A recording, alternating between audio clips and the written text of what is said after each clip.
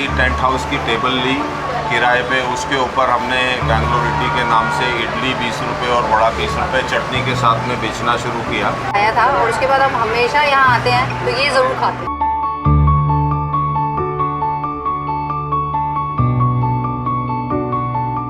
चार साल फुटपाथ पे भी सोया, ढाबे पे बर्तन भी धोए।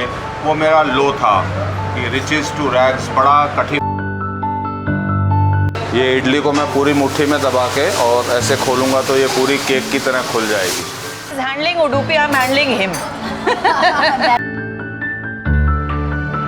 जय माँ गंगे, हर हर Gange. Hello everyone, welcome back to OT expert.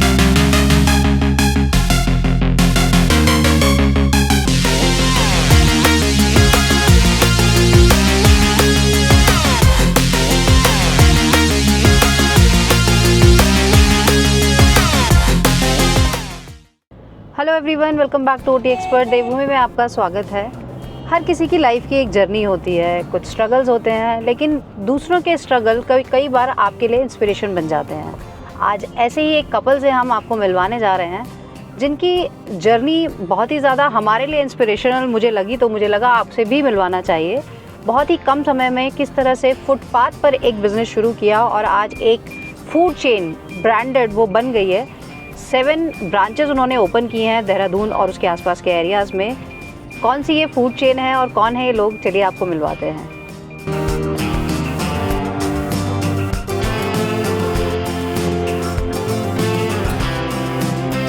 तो देखिए, हम बात कर रहे थे उडुपी बेंगलोर इडली की। इसके 7 चेन्स हैं देहरादून के आसपास। हम इसी रोड पर आए हैं और जब भी बात होती है south Indian authentic tasty food की तो मुझे लगता है ये बहुत ही रीज़नेबल ऑप्शन है। आज सबका मूड था साउथ इंडियन खाने का, तो हम आए हैं। उडुपी के नाम के पीछे अपनी एक इंटरेस्टिंग स्टोरी है, वो भी हम आपको बताएंगे, लेकिन पहले अंदर चलते हैं।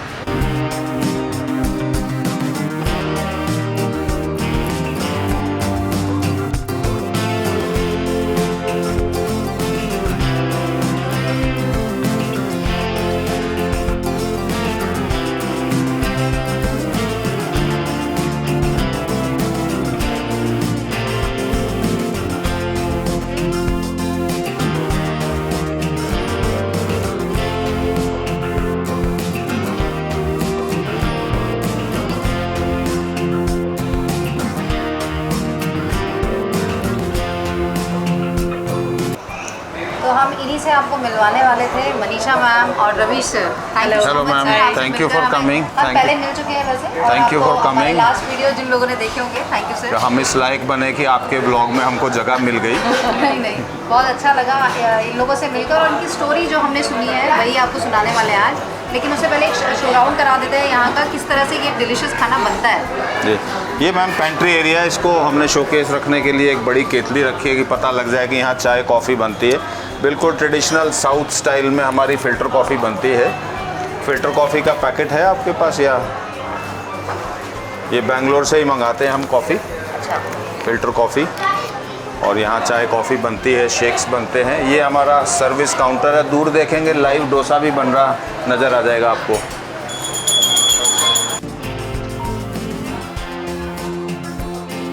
ये हमारा स्विगी जोमेटो का पैकिंग एरिया है।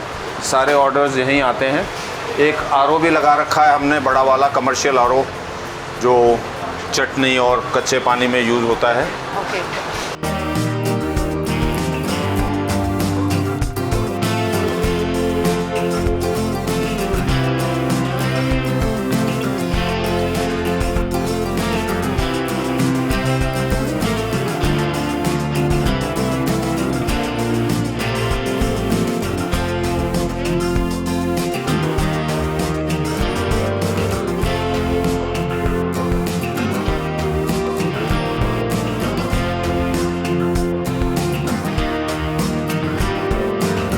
इडली बनती है फ्रेश,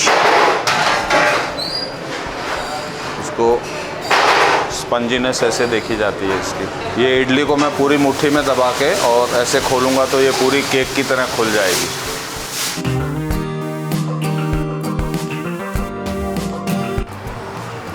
पीछे पार्किंग हो जाएगी, यहाँ से सारा माल सप्लाई होता है।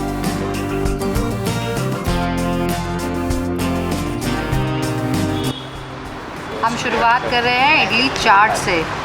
ये सर ने स्पेशली हमें बोला है खाने के लिए, क्योंकि ये सिर्फ यहीं मिलता है उडुपी में। बताओ कैसा टेस्ट कैसा लग रहा है तुम्हें इसका? राज कचौड़ी थोड़ी क्रिस्पी होती है उसमें वो बाहर तो ये थोड़ा भल्ले टाइप वो कर रहा है मुझे, दही वड़ा जैसा। दही वड़ा जैसा। हाँ, पर टेस्टी, बहुत टेस्टी है। कहते हैं ना हलवाई अपनी मिठाई नहीं खाता। देखो ये मुझे आई एम श्योर आपने बहुत मिठाई खाई है अपनी हाँ। उडुपी की, लेकिन स्टिल देखिए इडली इतनी डिलीशियस है कि छोड़ ही नहीं सकते हैं। तो सर खा रहे हैं, इसका मतलब ये बेस्ट है। हलवाई अपनी मिठाई रोज़ खा रहा है। कुछ होटल लाइन की कहावतें हैं जो मैं शेयर करना चाहूँगा आप लोगों के दर्शकों के साथ में, कि होटल और बोतल साथ में चलती है। कोई ऐसा होटल नहीं है जहाँ पर बोतल नहीं होती। और अंदर जो स्टाफ होता है उनकी एक कहावत होती है कि प्लेट टूटी और नौकरी छूटी। टिया स्पेशली यहाँ पर इसीलिए आती है क्योंकि इसे यहाँ मिलता है कोन डोसा। प्लेन डोसा यदि आप यहाँ खाने आते हैं तो आपको इसी शेप में मिलेगा। मैंने अपने लिए यहाँ रवा मसाला डोसा ऑर्डर किया है और बॉबी जी खाएंगे बड़ा इडली। और देखिए साउथ इंडियन फूड खाने के बाद जो यहाँ सबसे ज़्यादा अच्छी चीज़ हमें लगती है वो है यहाँ का ये डेज़र्ट पाइनएप्पल हलवा। सच में ये हमने एक बार खाया था और उसके बाद हम हमेशा यहाँ आते हैं तो ये ज़रूर खाते हैं। और बच्चे गुलाब जामुन खा रहे हैं वैसे। गरम है अभी, गरम है, खाओ खाओ, गरम गरम खाओ, गरम खाओ। तो चलिए पेट पूजा हो गई, बहुत ही बढ़िया खाना खाया हमने। और अब जैसे कि हमने वीडियो के शुरू में आपको बोला था कि हमने सर और मैम की कहानी सुनी, पूरी लाइफ की जर्नी, और हम बहुत इंस्पायर हुए उस चीज़ से। तो सर प्लीज़ अपने शब्दों में आप हमारे व्यूअर्स को भी बताइए कि कैसे ये पूरी जर्नी रही।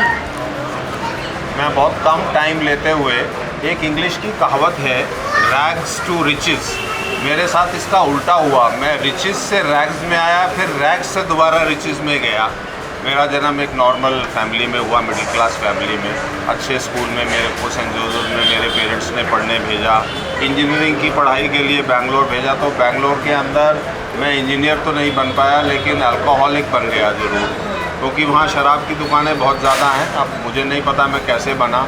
तो 26 साल तक मैं इस अल्कोहलिज्म से पीड़ित रहा। फिर एक रिहैब सेंटर में जाके मेरा इलाज हुआ। जो ये अल्कोहलिज्म की मेरी बीमारी थी, इसने मेरे को बहुत लोज दिखाए। मैं 4 साल फुटपाथ पे भी सोया, ढाबे पे बर्तन भी धोए। वो मेरा लो था कि रिचेस टू रैग्स। बड़ा कठिन टाइम था कि ये कितने अच्छे घर से आके और मेरे को ये सारे काम करने पड़ रहे थे, बट लेकिन वो ऊपर वाले ने करवाए। फिर जब मेरा अल्कोहलिज्म का ट्रीटमेंट मेरी मम्मी ने करा दिया, तो जब मैं ट्रीटमेंट के दौरान में था तो तब मेरे को मन में आया कि मैं देहरादून को एक बहुत अच्छा टेस्टी एडिक्शन दूंगा। और मैंने अंदर रह के रिहैब के अंदर ही सोचा था कि उस रेस्टोरेंट का नाम मैं बैंगलोर इडली शुरू करूंगा। बैंगलोर क्यों? क्योंकि शराब पीना मैंने बैंगलोर से सीखा था और बैंगलोर की इडली सॉफ्ट होती है। तो इसीलिए ये अगर आप नाम देखेंगे तो बैंगलोर इडली, ये इसीलिए आया है बैंगलोर इडली नाम। तो वहीं से शुरुआत हुई। हमने 100 रुपये की टेंट हाउस की टेबल ली किराए पे, उसके ऊपर हमने बैंगलोर इडली के नाम से इडली 20 रुपये और वड़ा 20 रुपये चटनी के साथ में बेचना शुरू किया। ईसी रोड के ऊपर एक सुंदर बेकर्स है, आज भी है, तो वहाँ बेचना शुरू किया। उस समय मैडम जो है सेंट जोसेफ में इंग्लिश पढ़ाती थी, इंग्लिश टीचर थी, तो ये भी आके फुटपाथ पे खड़ी हो जाती थी। तो मैं कहता था आपको थोड़ा ऑकवर्ड सा नहीं लगता? आपके स्टूडेंट्स आएंगे, पेरेंट्स आएंगे, वो कहेंगे मैम वहाँ इतनी बड़ी टीचर और यहाँ सड़क पे खड़े होकर इडली बेच रही है। तो इन्होंने कभी भी शर्म नहीं करी, बल्कि मेरा कॉन्फिडेंस बढ़ाया, मेरा हौसला बढ़ाया कि नहीं इस काम को करो। तो वहाँ से जो ये जर्नी शुरू हुई, तो पुलिस वालों ने तंग करना शुरू किया, तो हमें फुटपाथ से अपना सेटअप वाइंड अप करना पड़ा।